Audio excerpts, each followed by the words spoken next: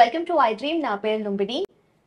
మన బ్రెయిన్ పనిచేయాలి అంటే నేను మాట్లాడుతున్నానన్నా మీరు వింటున్నారన్నా మన బ్రెయిన్ ప్రాపర్గా పనిచేస్తేనే, ఎందుకంటే అది ఒక కమాండ్ సెంటర్ మనకు. సో అన్ని సిగ్నల్స్ అనేటివి పంపిస్తూ ఉంటుంది మన బాడీకి. అయితే ఈ బ్రెయిన్లో చిన్న ప్రాబ్లం దగ్గర నుండి పెద్ద సమస్యల వరకు ఎలా క్యూర్ చేసుకోవాలి, ఫస్ట్ ఆఫ్ ఆల్ ఎలా తెలుసుకోవాలి, ఇలాంటి గైడెన్స్ మనకి ఇవ్వడానికి, ఒక ప్రాపర్ అవేర్నెస్ మనకు అందించడానికి ఇండియాలోనే one of the leading top most and famous neuro surgeon doctor Ranganatham గారు మనతో పాటు ఉన్నారు. ఆయనతో మాట్లాడదాం. సార్ నమస్కారం సార్, ఎలా ఉన్నారు? సో ఫస్ట్ ఆఫ్ ఆల్ ఈ మధ్య కాలంలో ఎక్కువగా చూస్తూ ఉంటే బద్దె పురుగు, మెదడులో బద్దె పురుగు గురించి ఎక్కువగా డిస్కషన్లో ఉంది. సో ఫస్ట్ ఆఫ్ ఆల్ ఈ టైంలో ఎందుకు డిస్కషన్లో ఎక్కువగా ఉందంటారు? నిజానికి బద్దె పురుగు అనేది ఎప్పటి నుంచో భారతదేశంలో ఉంది. మామూలుగా ప్రపంచం అంతటా కూడా ఎక్కడైతే ఉష్ణ దేశాలు ఉన్నాయో ఆ దేశాల్లో మన ఇండియా కానీ, చైనా కానీ, ఇండోనేషియా, అదే కాకుండా ఇప్పుడు లాటిన్ అమెరికా దేశాలు ఉంటాయి, అంటే బ్రెజిల్, అర్జెంటీనా, చిలీ, ఉరుగ్వే. ఈ మధ్య కాలంలో అమెరికా, ఇంగ్లాండ్లో కూడా వస్తున్నాయి. అక్కడ సంపన్న దేశాలని కాకుండా అక్కడ ఇప్పుడు ఇమిగ్రేషన్ ఇక్కడ నుంచి వెళ్తున్నారుగా, అక్కడ వెళ్ళి వాళ్ళ అలవాట్లు, వాళ్ళ భోజనం, వాళ్ళకి ఆల్రెడీ పొట్టలో కానీ ఉండేటట్టయితే రావడం. దానివల్ల కూడా అలాంటి దేశాలు, గొప్ప దేశాల్లో, సంపన్న దేశాల్లో కూడా ఈ కేసులు నమోదవుతూ ఉంటాయి. ఇప్పుడు కొన్ని రోజుల క్రితం బాంబే నగరంలో ఈ కేసులు ఎక్కువ నమోదైనవి. వరదలు వచ్చాయి, వాటర్ లాగింగ్ లాగా అయిపోయింది. దానివలన ఇప్పుడు వాటర్ కంటామినేషన్ అయిపోయింది. అదే వాటర్ కొంతమంది తాగవలసి నుంచి వస్తుంది. సరిగా ఆకుకూరలు, కాయగూరలు తీసుకునే వాళ్ళకి సరిగ్గా పరిశుభ్రత లేదు. దానికి తోడు సరిగ్గా వండకుండా ఉండేటువంటి పోర్క్, పంది మాంసం, వీటి వల్ల ఈ బద్దె పురుగు మెదడు లోపల ప్రవేశిస్తూ ఉంటుంది. బద్దె పురుగు అన్నది ఏదైతే ఉందో టీనియా సోలియం అంటాం. మెదడు లోపలికి దాన్ని వెళ్ళేటట్టయితే న్యూరోసిస్టీ సర్కోసిస్. ఎందుకంటే న్యూరో అంటే మెదడు, ఒక సిస్టు మాదిరి ఉంటుంది, సర్కోసిస్ దాని లోపల. అదే కాకుండా అందరికీ తెలియాల్సింది ఏమిటంటే చర్మంలో కూడా దాని ప్రభావం రావచ్చు, పుచ్చుకుపోతుంది, కండరాల్లోకి వెళ్తుంది, కంటి లోపలికి. అసలు కంటి లోపలికి వెళ్తే కూడా అంతే ప్రమాదం. కంటిలో చూపు పోయినటువంటి సన్నివేశాలు కూడా ఉన్నాయి. మనం మెదడు గురించి మాట్లాడుకుంటే ఈ బద్దె పురుగు అన్నది ముఖ్యంగా ఇందాక చెప్పినట్టయితే కలుషితమైన ఆహారం, చేతులు పరిశుభ్రంగా లేకపోవడం.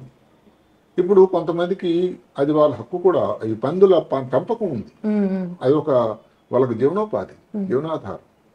మరి అలాంటప్పుడు సరిగా శుభ్రత లేకపోయింది. అదే కాకుండా వాళ్ళని పరిశుభ్రం చేసేటువంటి కార్మికులు ఉంటారు, వాళ్ళకి కానీ ఇలాంటి ఇబ్బందులు.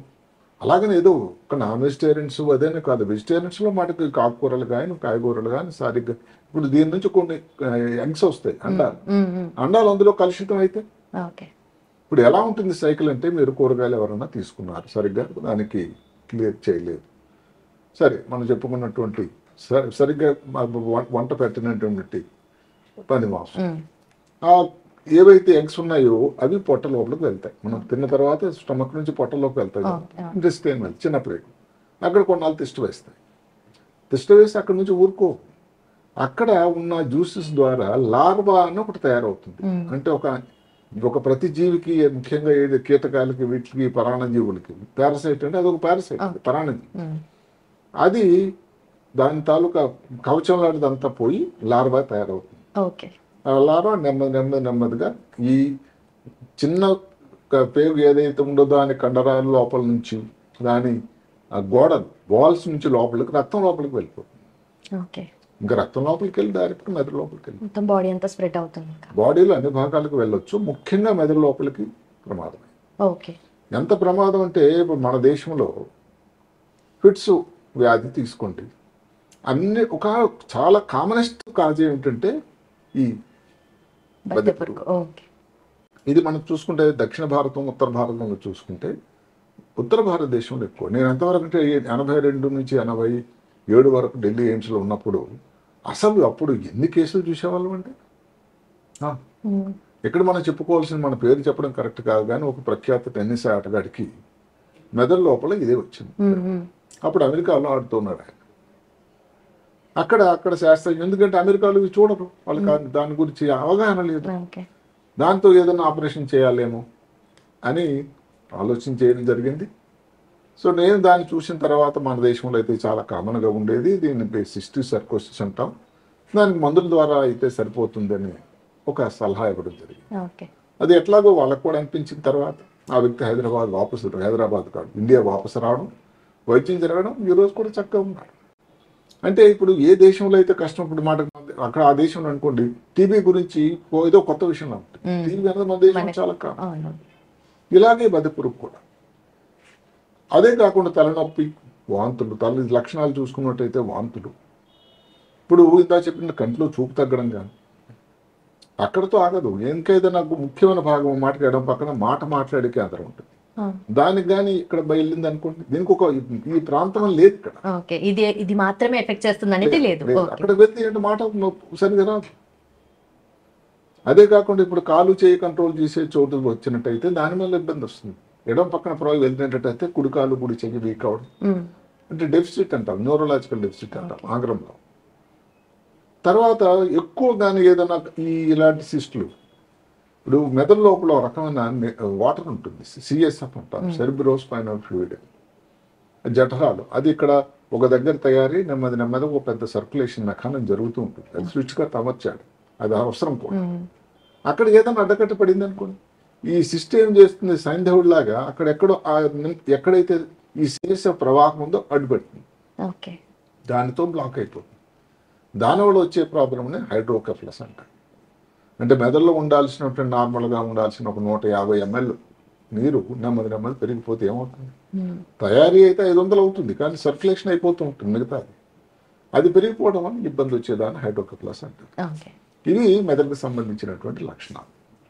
ఇప్పుడు దానికి ఇవన్నీ ప్రాబ్లమ్స్ వచ్చాయి. దానికి ఏమిటి టెస్ట్ పరీక్షా విధానం ఏమిటి?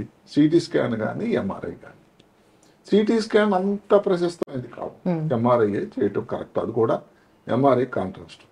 ఎందుకంటే ఒక్కొక్కసారి మిగతా తర్వాత చెప్పుకుంటాం, ఈ ఇబ్బందులు ఏదో మిగతా కష్టాలతో కూడా పోలినట్టు ఉండొచ్చు. కొన్ని వెరైటీస్ ఉన్నాయి సిస్టీ సర్కస్లోని.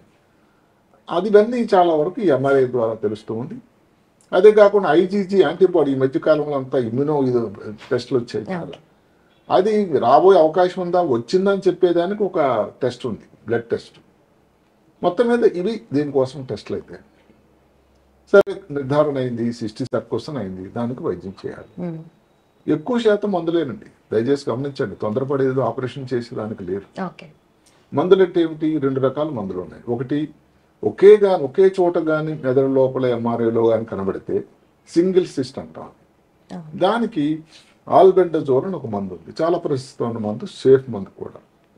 దగ్గర 50 mg కిలో బాడీ వెయిట్కి రోజుకి ఒక 3 టాబ్లెట్, 400 mg టాబ్లెట్ 3, ఒక 15 రోజులు 2 వారాలు వాడితే సరిపోతుంది దానికి క్యూర్. ఒకటి కంటే ఎక్కువ ఉందనుకోండి, అదే కదా మనం ఆల్బెండజాల్ ప్రయత్నించినా కూడా దానికి తాలూకా ఎక్స్పెక్ట్ చేసినంత ఫలితం రాకుండా కానీ అది లొంగకుండా ఉంటే దానికి ఇంకొకటి ప్రత్యామ్నాయం ఉంది, ప్రాజిక్వాంటల్. అది కొంచెం ఇబ్బందులు, కొంచెం టాక్సిటీ ఉండేటువంటి మందు, కొంచెం ఖర్చుతో కూడుకున్నది కూడా. ఇది కూడా మందులు ఇస్తాం టాబ్లెట్ రూపంలో 15 mg బాడీ వెయిట్, అది కూడా 2 వారాలు. ఇట్లా 2 రకాల మందులు ఉన్నాయి.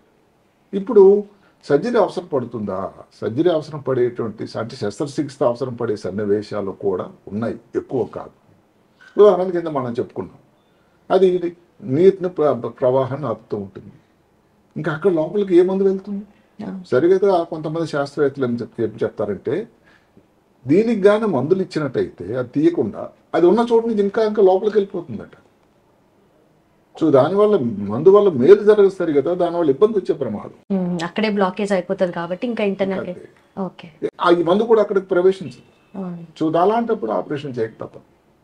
అయితే మనం చెప్పుకున్నట్టు వెంట్రికల్ అంటే ఏదైతే సిఎస్ ఉండే చోట్లు జఠరికల్ అంటారు, దాంట్లో ఉండడం వల్ల ఎండోస్కోపీ అని పెద్ద ఆపరేషన్ కాకుండా పూర్తిగా మెదడును ఓపెన్ చేయకుండా ఒక రంధ్రం వేసి ఎండోస్కోపీ లోపలికి పంపించి దాన్ని తీసేటువంటి ఒక ప్రక్రియ ఉంది.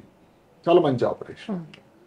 అలాగని అన్ని సమయాల్లో అలా కాదు. ఒక్కోసారి రేసిమోస్ వెరైటీస్ అని ఉంటుంది, అంటే ఇప్పుడు ద్రాక్ష పండు గుత్తులా ఉంటాయి, ఒకటే దగ్గర ఇలాగ గుత్తులాగా ఉంటాయి ఈ సిస్టులు అన్ని. ఏ కారణం వల్ల వస్తుంది? దానికి కారణం ఈ రేసిమోస్ వెరైటీ గురించి ఎందుకు చెప్పుకున్నాం అంటే, అది మామూలు వచ్చిన చోట్ల కాకుండా సబ్ అరెక్నాయిడ్ అంటే మెదడులో సృష్టికర్త అమర్చాడు 3 పొరలు, జోరా, అరెక్నాయిడ్, పయామీటర్.